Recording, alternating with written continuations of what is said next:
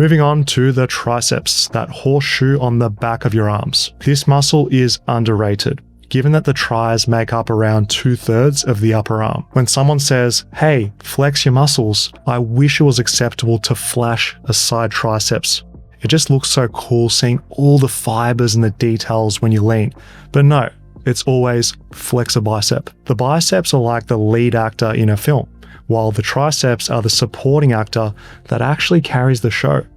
Anyway, I digress. Bodyweight skull crushers won't actually hurt your skull, but your triceps are going to benefit. I remember doing this exercise as a teenager at home. The desk in my bedroom, the coffee table. Yes, I was that annoying child.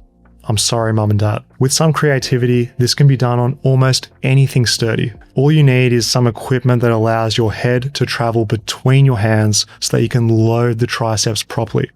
A nice gym option is actually the Smith machine, given that you can easily adjust the height of it. What makes this so effective is that we've got the arms overhead. When you train tris with this variation, you're targeting all 3 heads of the muscle, particularly that long head. This is because you're getting a deep stretch on all parts of the muscle belly. If you're someone who neglects direct triceps work or only ever does pushdowns, you're leaving muscle mass on the table. Despite this being an isolation exercise, it's important to take your technique seriously for pain-free gains. Simply slow down that negative and pause in the deep stretch, followed by an aggressive concentric to lockout. I'm a big fanboy of rings if that's not obvious so far in this video. The reason is it just feels so damn good once you become skillful at all the exercises after a few workouts. You'd be surprised how many people complain about joint and tendon problems with tricep extensions. They can easily be avoided. Simply choose a level of difficulty or intensity that's within your means. You wouldn't jump into doing skull crushers with 30-kilo dumbbells in each hand. You gotta respect bodyweight training and start at a level of incline that's possible for you to use sound form for 8 to 15 reps as a guideline. You gotta drop the ego initially so that your body can tolerate the load. Calisthenics, it's no joke, and the resistance level is very demanding. Training can get stale when you've done the same thing for years and years. For those of you who've been doing bodybuilding and have worked with overhead tricep extensions, such as on a cable machine, this bodyweight variation is a nice substitute. Why not experiment with the same movement pattern with calisthenics to smash your triceps? Instead of lifting heavier weights, you gamify this exercise by working closer to the floor and even feet elevated someday. All you gotta do is tuck those elbows, dominate the tempo, and take your sets to failure. Simple in theory, hard in practice. Push-ups are considered a chest exercise. This is wrong. I'm just kidding. Checking to see if you're actually paying attention. Now yes, push-ups are a compound exercise that are going to primarily work the pecs, but a small tweak to your technique can make it more heavy on the triceps. Introducing the ring push-up with tucked elbows. Expect to be humbled by this variation for 3 reasons. Firstly, pinning the elbows in means that the chest can't be recruited as much, making this a more arms-dominant tricep press. Secondly, the rings adds a deficit. Now, you're working through a larger range of motion compared to doing floor push-ups. Third, the instability. When you're doing this on rings, it amplifies the difficulty. Expect your rep numbers to be much lower compared to when you're using parallel bars for push-ups. This also works extremely well as a triceps finisher. After you've done your heavy pressing with dips or bench, this is where your chest is already fatigued.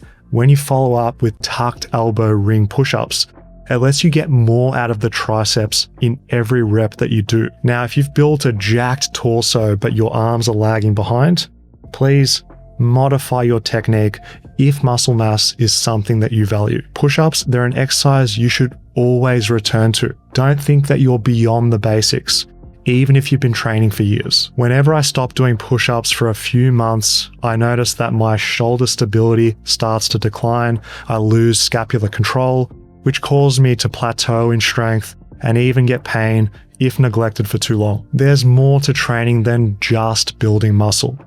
And I know that sounds strange given today's topic, but size doesn't mean much if you're constantly dealing with a broken body. Training like a bodybuilder and relying heavily on machines Sure, it is good for building muscle, but when movement quality decays and the stability is always provided for you, plateaus, aches, and injury risk starts to creep in. That's why I like the push-up as a holistic exercise. It shows whether you can still move well, control your body in space, and that's something that tends to disappear if you neglect bodyweight exercise entirely. This is why calisthenics is the GOAT. You'll build size, gain strength, and move well as a result. A well-performed dip is surprisingly effective for triceps. To make this hit your arms more than the chest, just keep an upright torso. When dipping with this vertical posture, you're going to be getting more range of motion out of the shoulders into extension, with the arms going further back behind your body. This puts a greater stretch on that long head of the triceps and leads to overall greater triceps development. When an upright torso is combined with a narrower grip on dips, the difference in muscle emphasis is going to be night and day. This setup reduces chest involvement and it shifts more load onto your triceps, which is the goal of today if you're trying to bring up those arms. So modify your technique. If you got the mobility for it, I'd also aim for a deeper dip beyond 90 degrees, because the more shoulder extension and more elbow bend means more stimulus for the triceratops. Just because we're talking about bodyweight training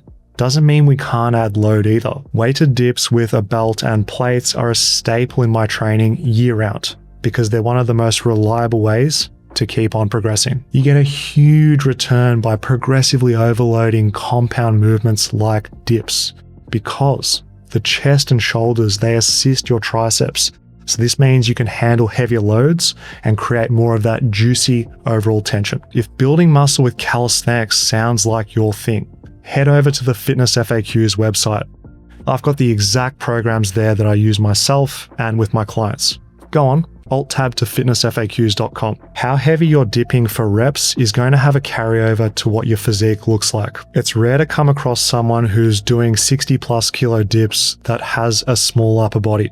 Success leaves clues. There's so much growth to be gained from weighted dips that I hope my peer pressure that I'm doing on you here actually makes you take it seriously. Come on, mate. Join the club. We need to stop majoring in the minor details, obsessing over optimization instead of doing the work. You need both isolations and compounds to build a complete physique. Get the sweet spot of both in your workout and you'll pack on serious mass in your arms. Effort, progression, consistency matter more than anything else. Apply those principles to calisthenics and the gains will follow. Even more gains are going to come by watching this Fitness FAQs video sponsored by Fitness FAQs. Click it. It's free.